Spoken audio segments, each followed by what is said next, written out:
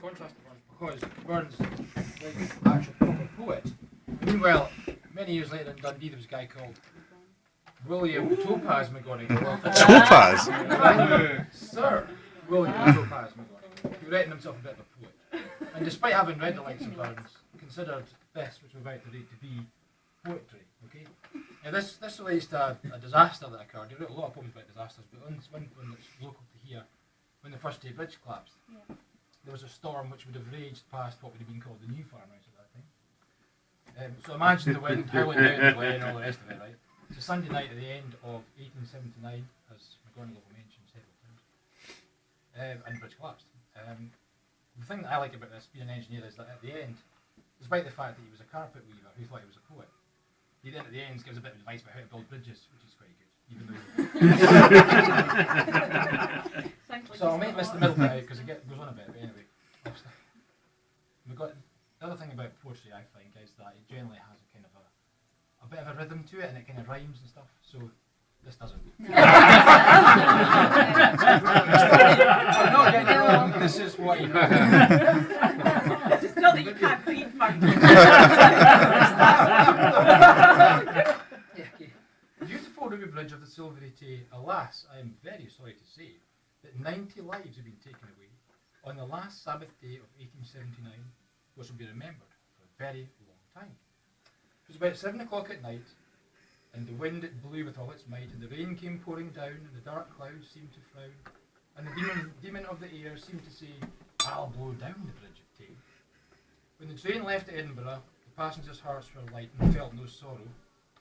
Okay, so it's Edinburgh, alright, I'll remember that. But Boreas blew a terrific gale, which made their hearts for to quail. And many of the passengers with fear did say, "I hope God will send us safe across the bridge of Tay." When the train came near to Wormit Bay, Boreas, he did loud and angry bray, and shook the central girders of the bridge of Tay on the last Sabbath day of 1879, which will be remembered for a very long time.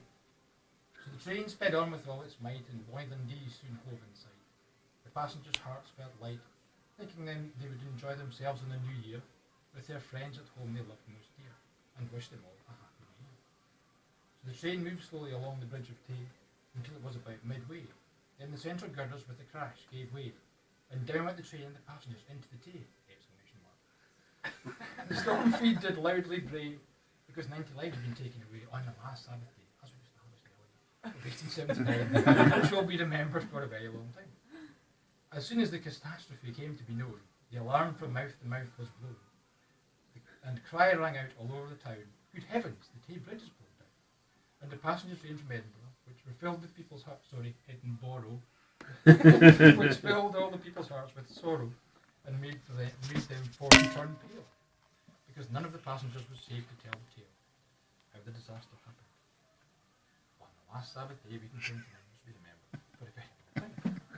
It must have been an awful sight to witness in the dusky moonlight, while the storm fiends did laugh and angry did bray along the railway bridge of the Silvery Tay.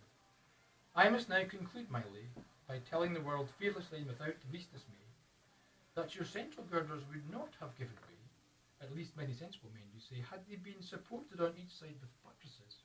This is a little it's getting to the end of the poem. Had they been supported on each side with buttresses, at least many sensible men confess. For the stronger our houses we do build, the less chance we have of being killed.